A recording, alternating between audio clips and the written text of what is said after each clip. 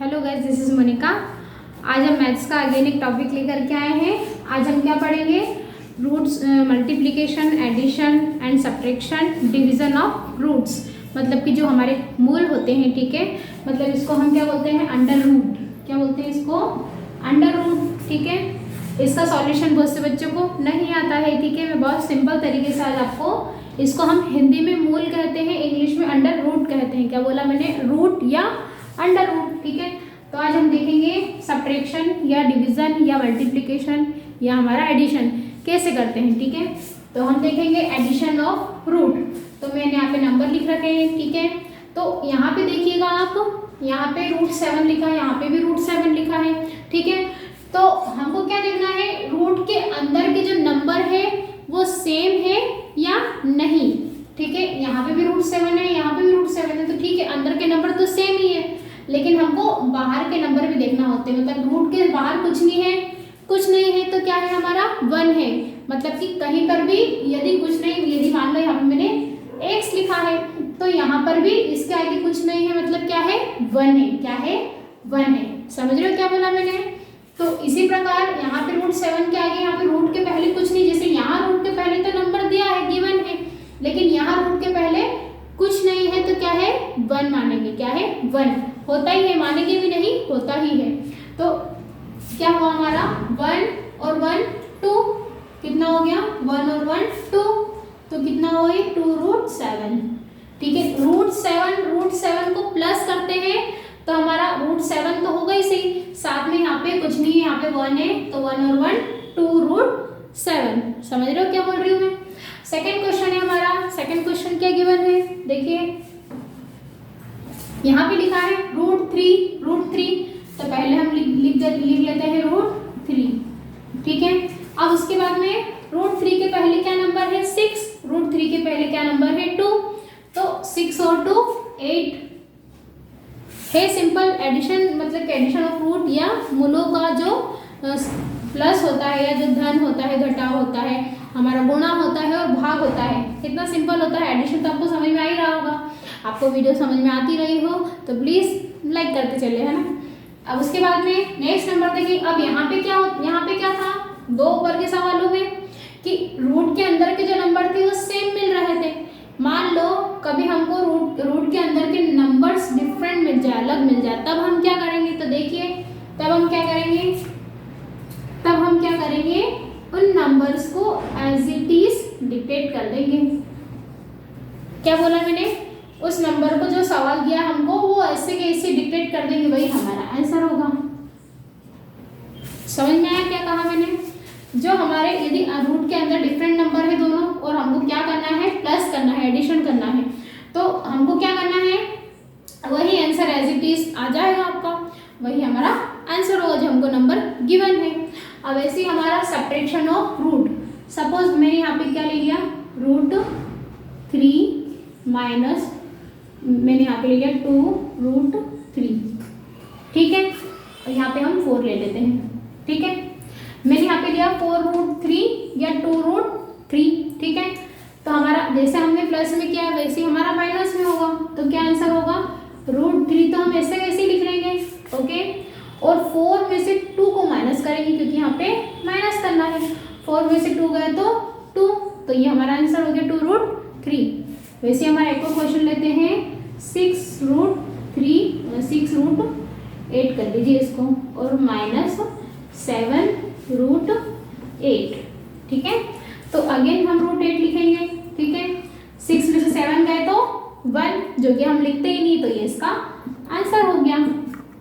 समझ रहे हो ना? 1 हम लिखते नहीं है, इसीलिए √7 केवल उसका आंसर होगा, क्योंकि 1 हम लिखते नहीं है। मैंने फर्स्ट क्वेश्चन में आपको एक्सप्लेन किया था। अब सेकेंड क्वेश्चन, अब उसके बाद में मान लो यहाँ पे 7√2 लिया है, माइनस का √3 लिया है। ठीक है, तो अब यहाँ पे रूट के अंदर फिर हम क्या देख रहे हैं? अगेन डिफरेंट डिजिट्स है, तो अगेन हमारा आंसर क्या होगा? जो हमको क्वेश्चन गिवन है वही उसका आंसर होगा। ये हमारा आंसर हो गया। समझ में आ रहा है आपको क्वेश्चंस क्या कर रही हूँ मैं? ठीक है, अब नेक्स्ट क्वेश्चन देखेंगे हम, मल्टीप्लिकेशन ऑफ रूट्स। क्या बोला मैंने? Multiplication of roots. अब यहाँ पे क्या करेंगे, सपोज मेरे पास यहाँ पे 2√7 दिया है, इन 2 का 2√7 दिया है, एक किसी नंबर ले लिए मैंने, ठीक है। तो हम क्या करेंगे, यहाँ पे √7 है, तो एक चीज ध्यान रखिएगा, यदि हमको √7 × √7 इस टाइप से दिख जाता है तो वो दोनों मिलकर के सिंगल 7 बन जाते हैं, मतलब जो अंदर नंबर होता है उस पे से रूट हट जाता है, ठीक है। हमारे जो नंबर है, या इसको सिंपल मेथड से समझो तो इसको हटा दो रूट को, तो ये 7 बच गया, सिंपल हमारा 7 ही बचा, ठीक है। एक बस ये ध्यान रखना आपको, √7 × √7 लिखा, तो ये √7 मिलकर के एक सिंगल 7 बनता है हमारा। क्या बोला मैंने, √7 मिलकर के एक सिंगल 7 बनता है हमारा, तो ये सिंगल 7 हो गया, ठीक है। अब उसके बाद में मान लो यहाँ पे √8 × √8 दिया है, ठीक है, तो यहाँ पे हमारा यहाँ पे हमारा 8 हो जाएगा। समझ में आ गया आपको।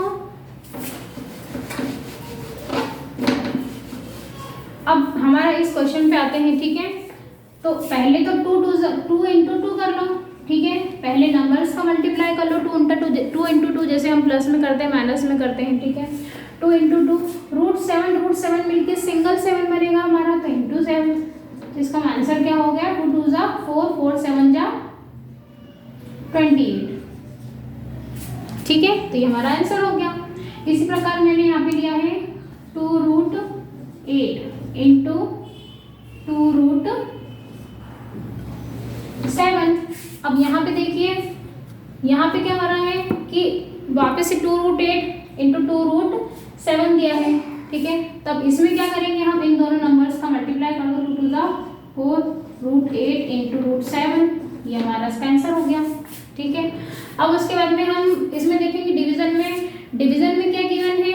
अब मान लो मैंने यहाँ पे लिखा है 4√3, यहाँ पे 12 लिख लीजिए, डिवाइडेड बाय 12, यहाँ पे लिख ली 2√4, ठीक है। ये हम क्या करना है, डिवाइड करना है, तो क्या कीजिएगा, 4√12 डिवाइडेड बाय 2√4, ठीक है। ऐसे करेंगे इसको, तो हम इसको कैसे लिख सकते हैं, 4 × 3, हम इसके फैक्टर कर सकते हैं 12 के, 4 3 जा 12, वैसे ही हम इसको 2√4 लिखेंगे, ठीक है। अभी √4 लिखा है, √3 लिखा है, तब इसमें हम क्या करेंगे, ये √4 और √3 को फिर से हम डिफरेंट कर सकते हैं जिस टाइप से इसमें किया है हमने, ठीक है। तो कर लीजिए 4 × 4 √4, 4 × 4 लिख लिया हमने, और मल्टीप्लाई में √3 लिख लिया, और यहाँ पे क्या रखा, 2√4। तो यहाँ पे देखिएगा 2 1 जा 2, 2 2 जा 4, और ये √4 से √4 कैंसिल हो जाएगा।